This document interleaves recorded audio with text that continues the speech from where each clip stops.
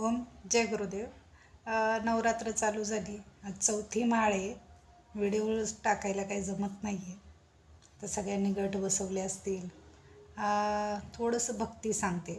भक्ती म्हणजे तुम्हाला ज्यांना कुणाला असं वाटत असेल आई प्रसन्न व्हावी किंवा आईपर्यंत आपली भक्ती पोहोचावी, त्यांनी एक करा की थोडंसं एक एक तास अर्धा तास वेळ काढा आणि जिथं तुम्ही गट बसवले असतील किंवा ज्यांच्याकडे गट नसेल तर त्यांनी आपल्या देवाऱ्यामध्ये जी कुळदेवी आहे, जी आपल्या घरामध्ये देवी आहे, त्या देवीचं एक स्मरण करायचं आहे. आणि स्मरण म्हणजे की आईला प्रार्थना करायची आहे आणि आईच्या नावाने एकसारखा अर्धा ते एक तास असं नामस्मरण करायचं आहे.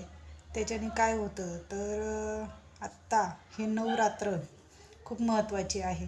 नवरात्रीमध्ये आई प्रत्यक्षात सगळ्यांच्यामध्ये असते आणि आई बघत असते भक्ती. आणि नवरात्रामध्ये केलेली भक्ती ही कधीही सफल होते.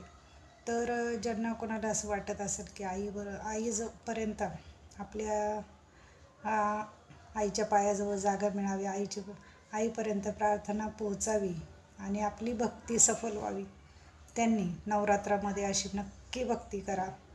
एक नामस्मरण करा तुमच्या कुळदेवीचं 1 तास अर्धा तास. हे करून बघा, खूप फरक पडेल. आता बघूया पुढचा व्हिडिओ कधी टाकते, कारण वेळ नाही भेटत आहे मला, पण साधनं असते आणि त्यामुळं जसं वेळ भेटेल तसं. आणि तुम्हाला पण व्हिडिओ बघायला कुठं वेळ असणार आहे.